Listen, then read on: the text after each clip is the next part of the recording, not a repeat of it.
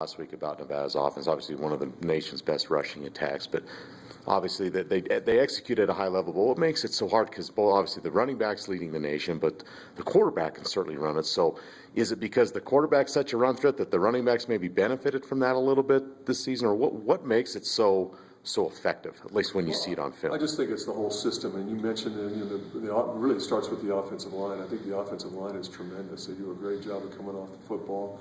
They don't make mental mistakes. They're tough. They're hard-nosed at the point of attack. And then you've got an excellent running back behind them. And it's tough enough just to stop him in their one-back run game, and then we throw the quarterback into it, and he's averaging almost 7 yards a carry. And then the play-action passing game off of that, it just makes it a nightmare to defend.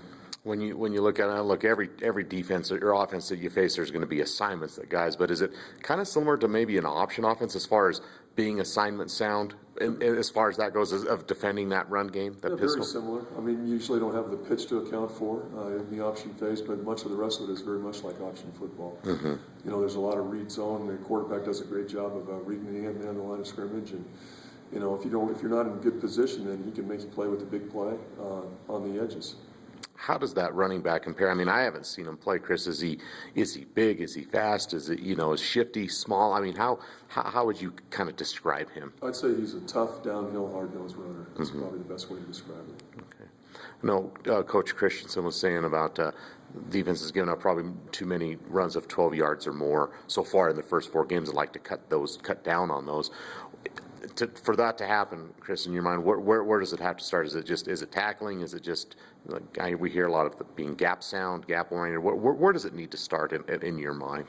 Well, I just think it starts with fundamentals. I mean, you have to be able to get off blocks and make plays. You have to be able to make plays in space. You have to take good angles to the football, and you have to tackle once you get there.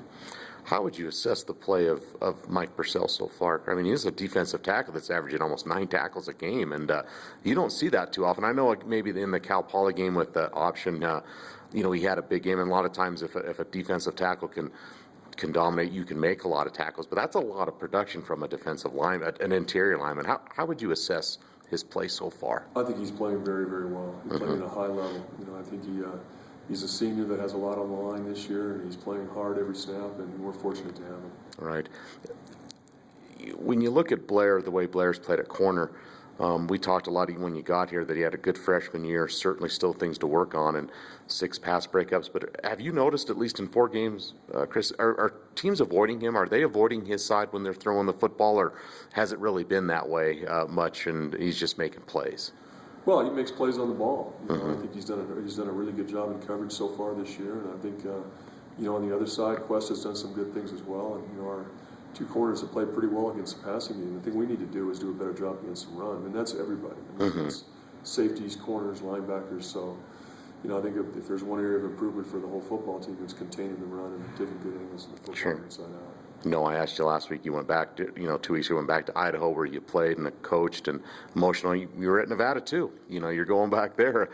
What does that mean going back there? Is there something special about that? Or again, I know it's a business trip. It's about winning a football game. But what are your thoughts of going back there? Well, it's a little different than Idaho. Obviously, Idaho was my home. I spent 12 years there. It was my alma mater, and I had an opportunity to be the head coach in Nevada for 4 years.